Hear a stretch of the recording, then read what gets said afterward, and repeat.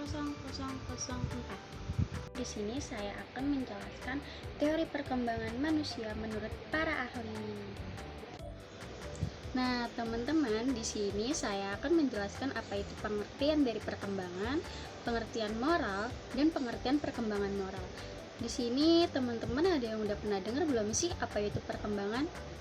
Oke, di sini saya akan ngejelasin apa itu perkembangan. Perkembangan adalah proses perubahan yang terjadi secara berkelanjutan dalam diri individu, baik secara fisik maupun psikis, dari lahir hingga meninggal dunia. Selanjutnya ada apa sih? Yaitu yang kedua ada moral. Moral adalah ajaran yang berisi tentang baik buruknya suatu perbuatan, sikap, dan kewajiban yang diterima secara umum. Terus juga ya teman-teman, moral itu bisa disebut juga sebagai akhlak, budi pekerti, atau susila. Terus ada apa lagi sih? Perkembangan moral. Perkembangan moral adalah perbuatan perilaku yang terjadi pada seseorang terkait dengan norma, kebiasaan, adat, dan nilai-nilai yang berlaku dalam kelompok sosial. Nah, teman-teman, di sini ada teori perkembangan moral Piaget. Teori yang menggambarkan bagaimana anak-anak dalam hal pemahaman moral. Menurut Piaget, perkembangan moral anak-anak terjadi melalui 3 tahap. Nah, yang pertama itu ada tahap pramoral, kedua ada tahap heteronomi, yang ketiga ada tahap otonomi. Penjelasannya seperti apa sih?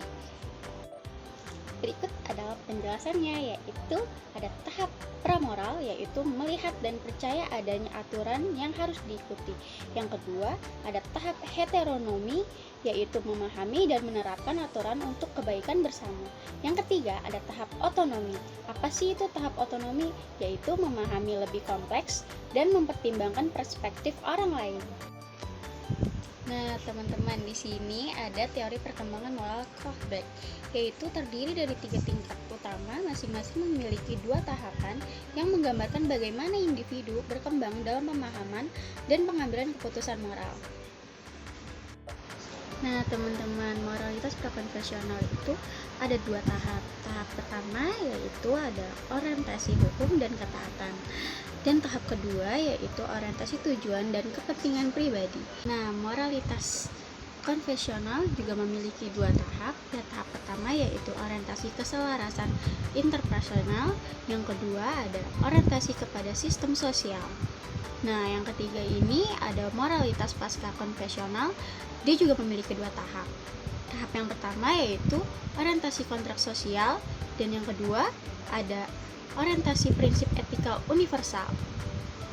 Nah, teman-teman, di sini selanjutnya ada teori perkembangan moral John Dewey.